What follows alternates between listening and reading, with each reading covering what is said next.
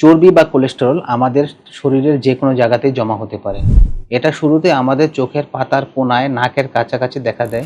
গবেষণায় দেখা গেছে 60% জেন্থেলেজমায় আক্রান্ত ব্যক্তির রক্তে অতিরিক্ত চর্বি থাকতে পারে।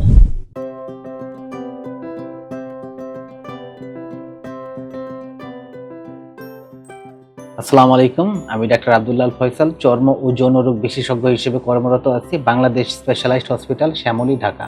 চর্বি বা কোলেস্টেরল আমাদের শরীরের যে কোনো জায়গাতেই জমা হতে পারে। আর এই চর্বি বা কোলেস্টেরল যখন আমাদের চোখের পাতায় জমা হয়, আমরা একে জেন্থেলেজমা পালপেব্রাম বলে থাকি, যা আমাদের অনেকের মানসিক যন্ত্রণার কারণ হয়ে দাঁড়ায়।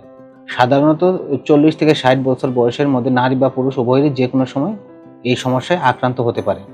জেন্থেলেজমা যখন কেউ আক্রান্ত হয়, দেখতে অনেকটা নরম, হলদেটে বর্ণের হয়ে থাকে এবং এটা শুরুতে আমাদের চোখের পাতার কোণায়, নাকের কাছাকাছি দেখা দেয়। পরবর্তীতে পুরো চোখের পাতাতেই এটা দেখা দিতে পারে।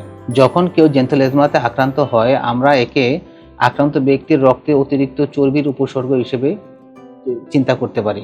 গবেষণায় দেখা গেছে 60% জেন্থেলেজমায় আক্রান্ত ব্যক্তির রক্তে অতিরিক্ত চর্বি থাকতে পারে। অনেক সময় ফ্যামিলিয়ালভাবে বা পারিবারিকভাবে অনেকের রক্তে কোলেস্টেরল থাকতে পারে। সেক্ষেত্রে বাচ্চাদেরও এই জেন্থেলেজমা হতে পারে।